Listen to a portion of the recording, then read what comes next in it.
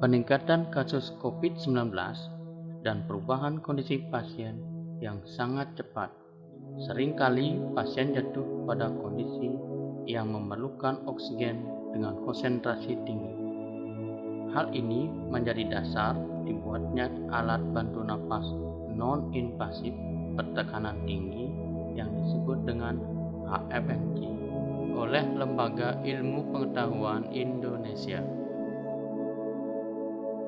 HFNC atau yang sering disebut dengan High Flow Nasal Cannula adalah alat bantu nafas non-invasif, di mana alat bantu nafas konvensional sudah tidak bisa memenuhi kebutuhan oksigen pasien atau pasien membutuhkan oksigen dengan konsentrasi yang lebih tinggi. Adapun bagian-bagian alatnya antara lain chamber HFNC, kanul HFNC, aquabides, dan selang oksigen. Tahap awal penggunaannya yaitu sambungkan HFNC ke aliran listrik.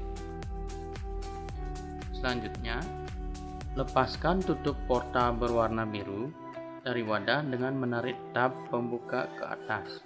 Pasang adaptor di atas dua portal vertikal pada wadah dan dorong sepenuhnya, lalu jepit selang pasokan air steril ke tempatnya. Lalu, lepaskan braket yang menahan selang pasokan air. Selanjutnya, pasang wadah air ke unit dengan menekan pelindung jari dan menggeser wadah sejajar dengan ujung portal wadah yang berwarna biru secara berhati-hati. Dorong wadah dengan kuat sehingga pelindung wadah terpasang pada tempatnya. Sambungkan kantong air steril dengan selang pasokan air. Pasang kantong air steril ke tiang penggantung. Wadah sekarang akan terisi secara otomatis sesuai ketinggian yang dibutuhkan. Untuk menjamin kelembapan, selalu pastikan bahwa wadah air tidak sampai kehabisan air. Selalu periksa apakah air mengalir masuk ke dalam wadah dan ketinggian air dipertahankan di bawah garis ketinggian air maksimum. Jika melebihi garis, segera ganti wadah air. Pasang selang pernapasan pada portal selang pernapasan di atas unit. Selanjutnya, sambungkan selang pernapasan dengan alat penghubung ke pasien sesuai dengan kebutuhan. Selanjutnya, nyalakan unit dengan menekan tombol on-off selama 5 detik. Di layar akan muncul status desinfeksi unit selama 3-5 detik. Unit akan mulai dipanaskan sehingga terlihat angka yang menampilkan suhu, aliran, dan fraksi oksigen.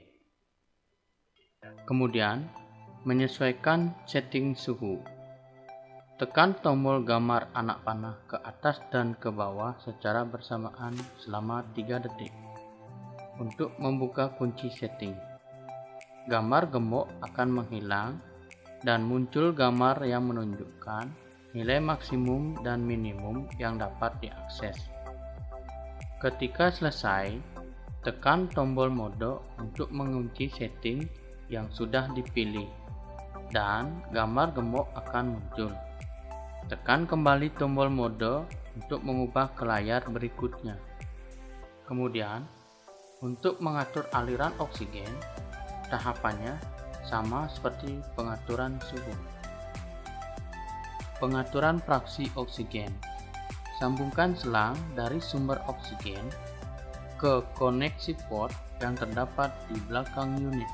Pastikan selang oksigen terpasang dengan menekan koneksi port. Mengatur fraksi oksigen dapat dilakukan dari sumber oksigen sampai fraksi oksigen yang dikehendaki muncul.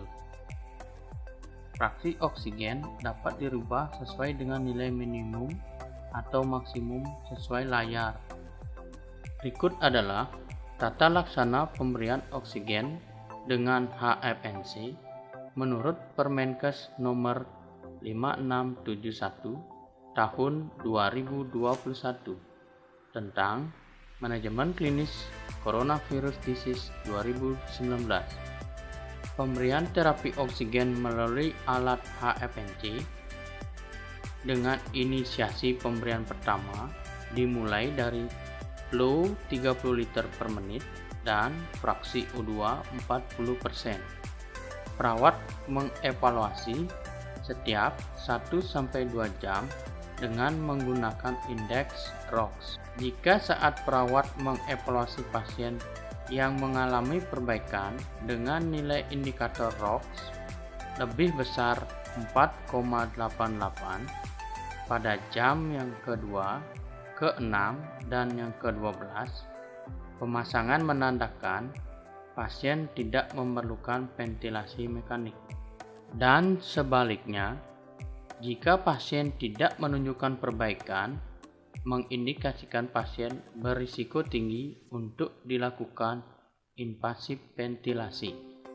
Perawat melakukan deeskalasi bertahap pada penyapihan dengan fraksi oksigen 5-10%, 1-2 jam sehingga mencapai 30%. Selanjutnya, flow diturunkan secara bertahap 5-10 liter per 1-2 jam sehingga mencapai 25 liter dan dipertimbangkan untuk pemakaian oksigen konvensional.